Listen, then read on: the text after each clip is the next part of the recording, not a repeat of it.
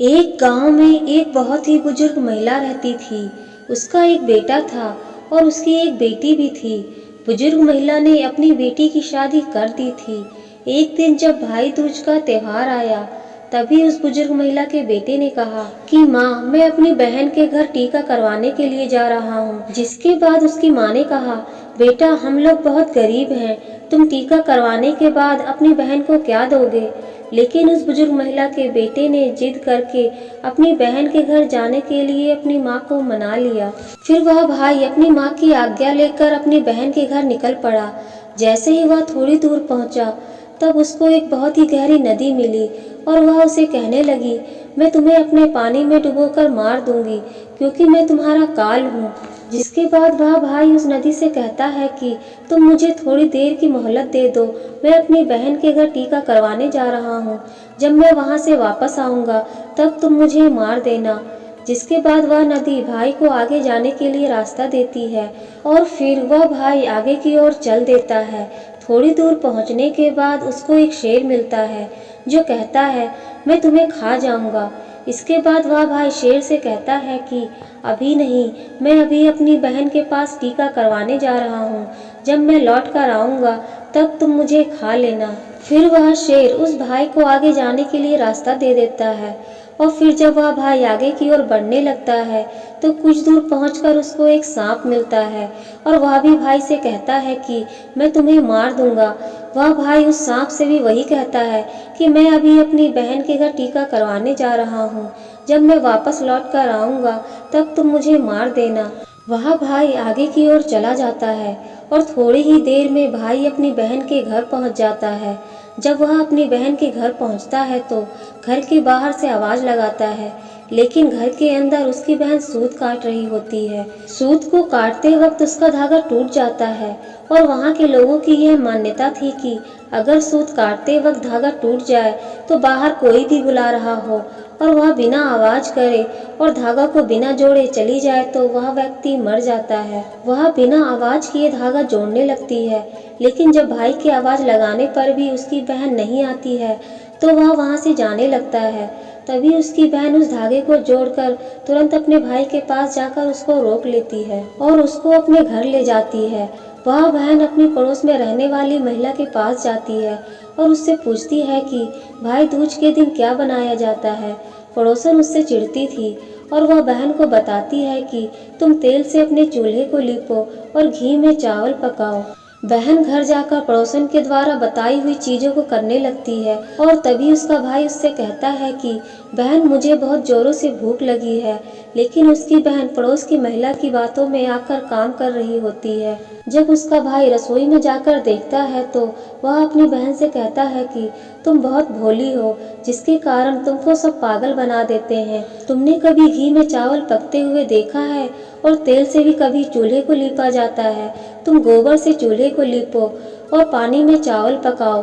बहन ने अपने भाई की बात मानकर वही करती है जैसा उसका भाई करने के लिए बोलता है और वह खाना बनाकर अपने भाई को खिलाती है और थोड़ी देर बाद वह अपने भाई को टीका कर देती है। जब उसका भाई अगले दिन वापस अपने घर जाने के लिए कहता है, तब उसकी बहन अपने भाई के लिए रास्ते में ले जाने के लिए कुछ लड्डू बनाकर देती है कि रास्ते में भूख लगे तो खा लेना, और उनमें से कुछ लड्डू अपने बच्चों के लिए भी बचा लेती है। जैसे ही उसका भाई चला जाता है, तब बहन के बच्चे खाने के लिए जिद करने लगते हैं, तो वह अपने भाई के लिए बनाए हुए कुछ लड्डू अपने बच्चों को खाने के लिए दे देती है और तभी उसके बच्चों की नज़र उस लड्डू पर पड़ती है जो एकदम से नीले पड़ने लगते हैं। जब वह जाकर रसोई में देखते हैं, तो उनको पता चलता है कि उनकी माँ ने जो लड्डू बनाए हैं उनमें सांप मर चुका है और उसी से हमारी माँ ने लड्डू बनाए हैं। जिसके बाद वह अपनी माँ को जाकर सारी बात बताते हैं, जिसको देखकर वह बहुत दुखी हो जाती है और तुरंत अपने भाई के पीछे भागती है। रास्ते में कुछ दूर चलने के बाद भाई उसको मिल जाता है। तभी उसकी बहन उससे पूछती है कि भाई, तूने लड्डू तो नहीं खाए? उसका भाई कहता है नहीं, और तभी अपने भाई को सारी बात बता देती है। लेकिन तभी उसका भाई कहता है कि तुमने मेरी जान आज तो बचा ली है, लेकिन तुम मेरी जान कब तक बचाओगी। और अपनी बहन को अपने साथ हुए रास्ते में सभी चीज़ों के बारे में बता देता है। उसकी बहन अपने भाई को अकेले नहीं जाने देती है और उसके साथ जाने के लिए कहती है।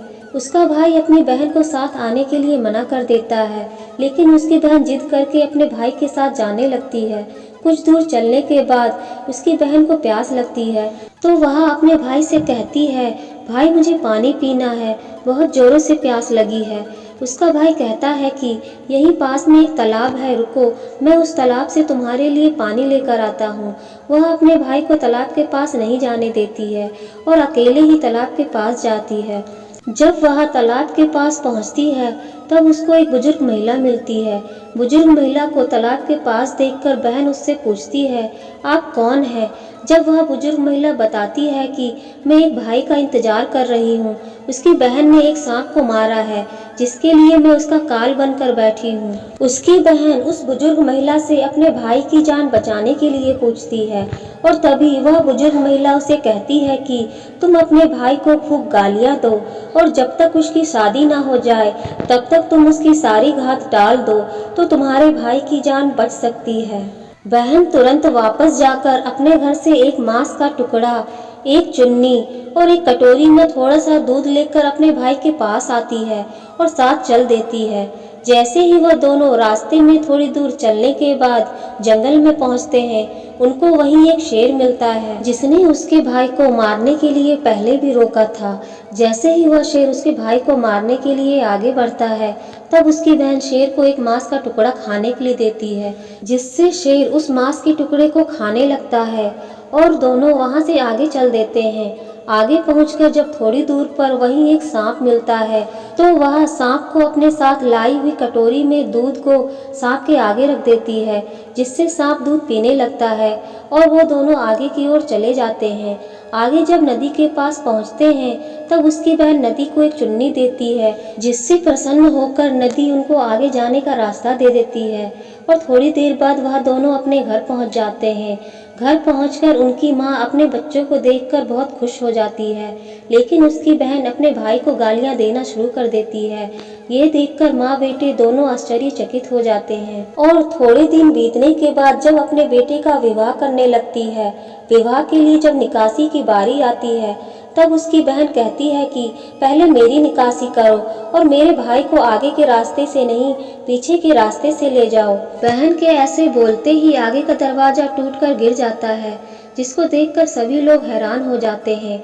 और फिर जब फेरों की बारी आती है, तब उसकी बहन कहती है कि पहले मेरे फेरे करो, मेरे भाई के बाद में। और ऐसा बोलते ही वहां पर आग लग जाती है और फिर वह आग को बुझा देती है। और फिर जब सुहाग रात की बारी आती है, तब उसकी बहन कहती है कि मैं भी इन दोनों के साथ जाऊंगी। सभी लोग बीच में पर्दा डालकर उसकी बहन को अंदर जाने देते हैं। तभी रात में एक सांप आता है, जिसको उसकी बहन एक डब्बे में बंद कर देती है और अपने भाई की जान बचा लेती है।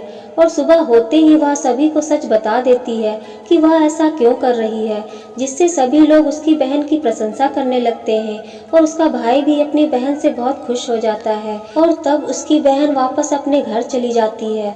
इस तरह एक बहन ने अपने भाई की रक्षा की। जय श्री राधे कृष्णा।